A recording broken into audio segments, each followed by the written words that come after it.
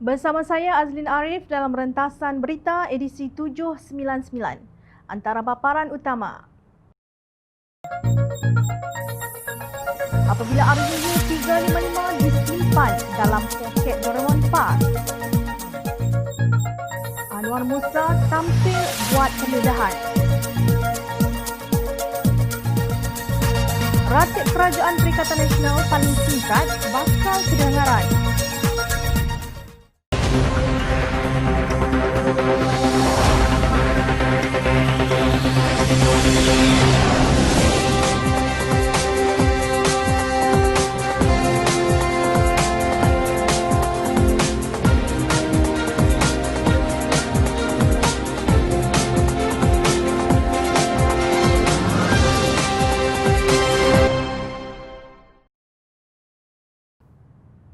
Assalamualaikum dan salam sejahtera.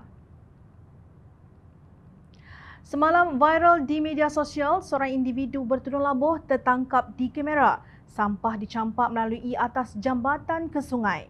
Menggunakan kereta bernombor pendaftaran negeri Kelantan telah mendapat kecaman hebat daripada seluruh rakyat Malaysia yang terdidik dengan kesedaran sivik. Namun, Menteri Alam Sekitar dan Air Datuk Seri Tuan Ibrahim Tuan Man hanya menzahirkan rasa kecewa terhadap seorang wanita yang dilihat membuang bungkusan plastik itu. Ahli Parlimen PAS Kubang Krian itu juga berharap individu bertudung berkenaan memohon maaf. Dia, pelaku buang sampah, seharusnya insaf dan diharap dapat memohon maaf atas sikap buruk yang ditunjukkan itu. Terima kasih kepada yang membuat rakaman, katanya di Twitter. Tuan Ibrahim berkata masih ada segelintir masyarakat yang tidak peduli kebersihan sumber air di negara ini ketika kementeriannya berusaha melancarkan kempen menjaga sungai. Walau bagaimanapun, reaksi lembut menteri itu mengundang kecaman orang ramai yang menganggap menteri berkenaan sepatutnya bersuara lebih tegas. Ada juga yang menegaskan tindakan undang-undang berkaitan wajar dikenakan terhadap pembuang sampah di jambatan itu memandangkan butiran peribadi individu tersebut sudah tersebar di media sosial. Semalam, tular rakam video berdurasi 20 saat memaparkan aksi seorang wanita dipercayai pertengahan usia membuang 2 bungkusan plastik dari tingkap kereta Beza nombor pendaftaran DDA 9590. Lokasi dipercayai berlaku di atas jambatan Sungai Kelantan dari Macang menghala Tanah Merah menurut kumpulan Facebook Info Rakyat dalam Kelantan IRDK.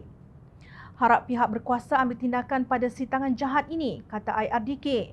Rata-rata warganet menyelar sikap pengotor dan tiada kesedaran sivik sehingga memburukkan lagi tahap pencemaran sungai. Perbuatan membuang sampah ke dalam sungai juga antara punca berlakunya banjir serta menyumbang pada pencemaran plastik seterusnya, mencemar laut, mengancam kehidupan marin serta akhirnya mengancam kesihatan manusia. Kalau beginilah sikap rakyat di negeri Serambi Mekah yang berada di bawah kepimpinan para ulama, tidak hairanlah andai kata setiap tahun banjir besar sentiasa berlaku. Ini belum lagi dikaitkan dengan aktiviti pembalakan haram dan halal di negeri berkenaan. Untuk rekod, Malaysia setakat tahun 2018 berada di tempat ke-8 mengalami krisis pencemaran plastik di lautan. Sementara itu, Kelantan merekodkan peningkatan kes jenayah rogol sehingga 46% sepanjang tahun 2020 termasuk turut membabitkan pasangan kekasih bawah umur. Ketua Polis Kelantan, Datuk Syafiin Mamat berkata rekod jenayah rogol tahun lalu mencatatkan 108 kes iaitu meningkat sebanyak 34 kes daripada jumlah 74 kes pada tahun 2019. Beliau berkata antara mereka yang terlibat juga dikesan daripada golongan yang mempunyai pendidikan agama yang tinggi. Keadaan itu amat membimbangkan kerana membabitkan pasangan kekasih bawah umur.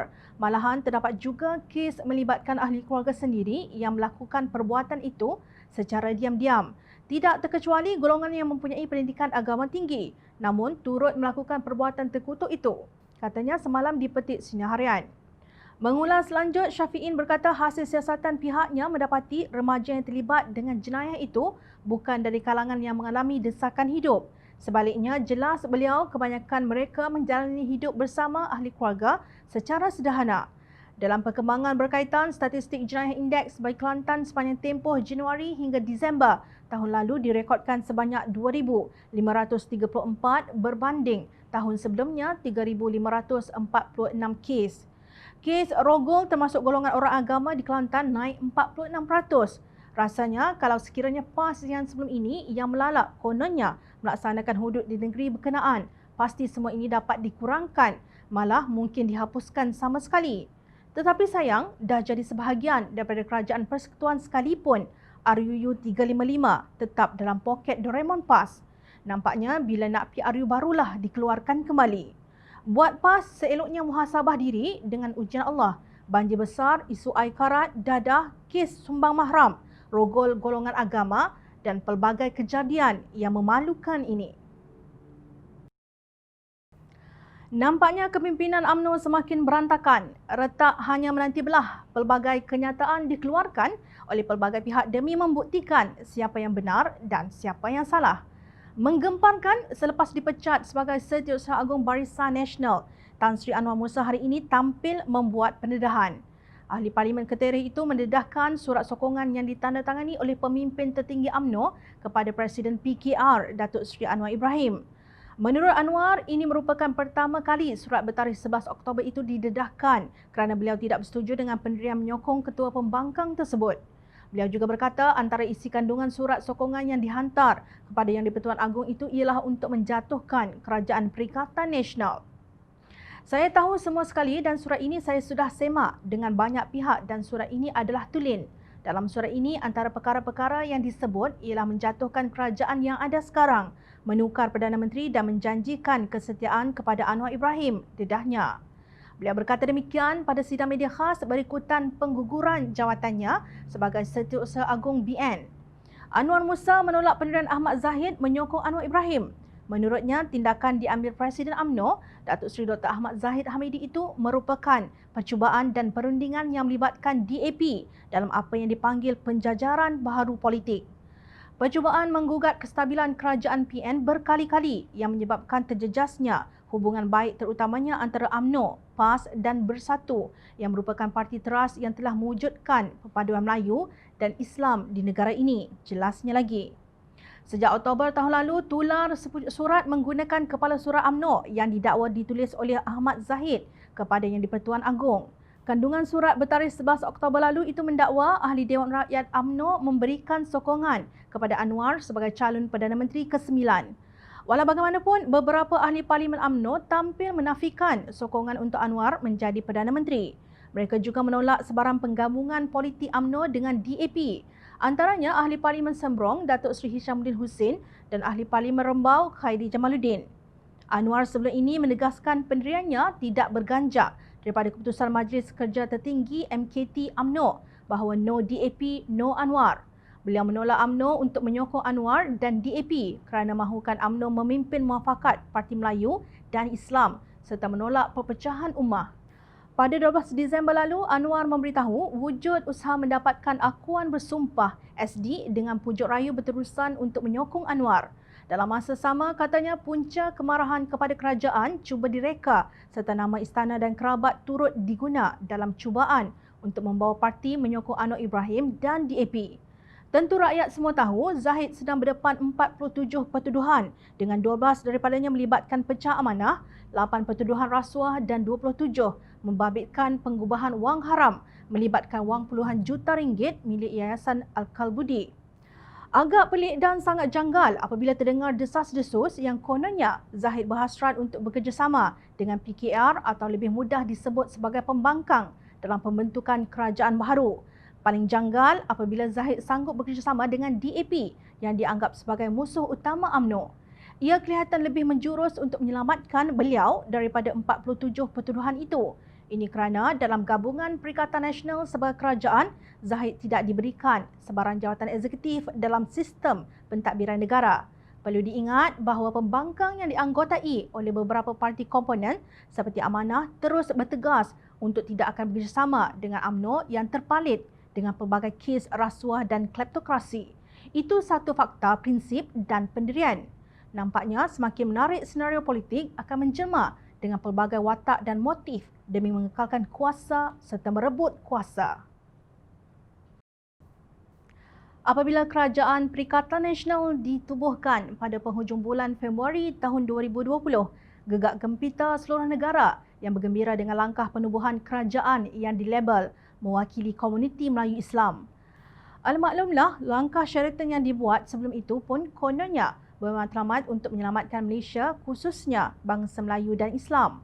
Penubuhan kerajaan PN membabitkan Parti Barisan Nasional, BN, PAS, Parti Pribumi Bersatu Malaysia Bersatu, Gabungan Parti Sarawak, GPS dan beberapa parti lain di Sabah dianggap sebagai penyelamat kepada pentadbiran Kerajaan Pakatan Harapan sebelum itu yang kononnya terumbang-ambing dan penuh dengan masalah dalaman. Memasuki tahun 2021, isu ketidakstabilan kerajaan di bawah pentadbiran PN dengan pelbagai konflik dalaman melibatkan parti-parti membentuk kerajaan dilihat masih berlaku, seolah-olah mengulangi episod pentadbiran kerajaan PH. Bermula dengan ketidakpuasan hati ahli-ahli Parlimen BN yang mendakwa dibuli oleh Bersatu dalam isu pengagihan jawatan strategik kerajaan serta konflik sewaktu bertanding pada Pilihan Raya Negeri Sabah ke-16. Kemuncaknya, lebih 140 UMNO bahagian di seluruh negara mengemukakan usul menolak kerjasama dengan Bersatu pada Sabtu lalu dan terkini, Menteri Wilayah Persekutuan Tan Sri Anwar Musa diumumkan dipecat daripada jawatan sebagai Setiausaha Agung BN dan Muafakat Nasional pada Isnin. Gerakan politik terbaru oleh UMNO dan BN itu difahamkan adalah sebahagian usaha parti berkenaan menuntut Perdana Menteri Tan Sri Muhyiddin Yassin melaksanakan pilihan raya umum PRU mengejut dengan segera. Bagaimanapun, pada saat pandemik COVID-19 masih serius, adakah tuntutan PRU mengejut merupakan motif sebenar UMNO dan BN untuk menggerakkan usaha menarik sokongan daripada kerajaan PN dalam masa terdekat? Ugutan dan desakan terus dilakukan oleh UMNO dan BN tanpa mempedulikan kemaslahatan rakyat yang sedang menghadapi pandemik COVID-19. Bagi sebilangan pemimpin UMNO, tuntutan UMNO dan BN supaya PRU 15 dapat dilaksanakan segera adalah munasabah berdasarkan pengalaman negara jiran Singapura yang berjaya melaksanakan pilihan raya negara itu dengan sempurna meskipun berdepan ancaman COVID-19. Ditanya mengenai keputusan pemecatan Anwar oleh pengerusi BN, Datuk Seri Ahmad Zahid Hamidi dan digantikan dengan Setiausaha Agung UMNO, Datuk Seri Ahmad Maslan, Mustafa menjelaskan itu bukan keputusan luar biasa dan sekadar mengembalikan amalan tradisi parti.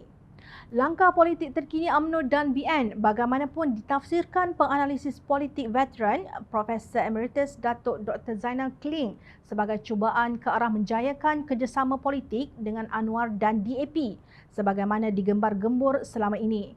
Menyangkal dakwaan UMNO cuba menarik sokongan terhadap kerajaan PN sebagai usaha menuntut PRU mengejut, Zainal sebaliknya menganggap itu sekadar alasan bagi menyelamatkan karier politik sebilangan ahli Parlimen UMNO yang dikaitkan kes mahkamah sebelum ini.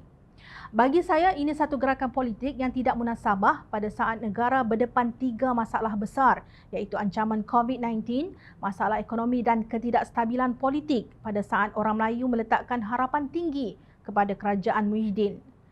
Jadi, kalau UMNO membuat keputusan menolak kerajaan Muhyiddin, sebaliknya beria mahu bekerjasama dengan Anwar, natijah paling besar adalah UMNO sendiri akan berpecah belah dan parti itu bakal berdepan penolakan pengundi Melayu secara besar-besaran, katanya. Nampaknya segala ratib yang dilakukan oleh PN serta para walaun dan macai yang kononnya kerajaan Pakatan Harapan hanya berusia 22 bulan dah hampir nak makan tuannya sendiri. Kalau PH 22 bulan, PN pula hanya beberapa bulan. Perlu diingat bahawa kerajaan Pakatan Harapan dipilih melalui mandat rakyat melalui PRU 14. Itu satu sejarah yang tidak boleh dipadamkan. Ketika segala usaha PH untuk memulihkan ekonomi dan menunaikan manifesto dalam keadaan tenat kerana kesan kleptokrasi BN sebelumnya, rampasan kuasa berlaku oleh para pengkhianat dan katak politik. Tertubuhlah kerajaan tidak tahu malu yang dinamakan Perikatan Nasional naik ke atas dengan memijak bahu orang lain. Kononnya ingin menyelamatkan Malaysia, tetapi ternyata dalam usia 11 bulan tiada apa yang mereka lakukan kecuali percaturan politik longkang demi kuasa dan kedudukan serta usaha menyelamatkan figura tertentu daripada kes mahkamah. Kalaulah PH hanya bertahan 22 bulan sebagaimana yang diratib oleh para walaun dan macai, ia runtuh kerana pengkhianatan, bukan kerana kegagalan. Tetapi kerajaan Perikatan Nasional sejak daripada penubuhannya tidak habis-habis bergaduh sesama sendiri, sindir-menyindir, ugut-mengugut, perli-memperli seolah-olah tiada langsung keikhlasan kalian dalam mentadbir negara.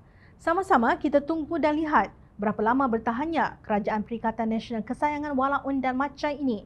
Dengan cerita 1 Februari adalah tarikh terakhir yang diberikan oleh Zahid Hamidi untuk para perwakilan melepaskan jawatan. Buat para Walaun dan Macai, selamat maju jaya. Ingat, jangan disangka rakyat tidak memahati gerak-geri anda. Teruskan bersama kami di Jom Channel dan layari portal jomchannel.net untuk mendapatkan berita politik tanah air. Saya Azlin Arif, terima kasih. Assalamualaikum dan salam sejahtera.